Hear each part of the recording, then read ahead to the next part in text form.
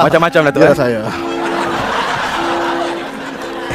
Datuk, Ya? kaki turun. Ha? Kaki turun. Rumah saya boleh? Itu rumah ni studio. Live kan? Live. Oh, live ni? Live. Boleh tuju lagu ke? Tak boleh. Selamat datang ke studio, Tok. Ya, ya, ya. Datin sihat? Sihat, Alhamdulillah, Alhamdulillah, ya. Anak Tok sihat? Alhamdulillah, sihat juga, ya. Anak lelaki Datuk sihat? Sihat juga, ya, ya, ya. Kawan Datuk sihat? Sihat juga, ya, ya. Jiran Datuk sihat? Ni kau soalan apa ni?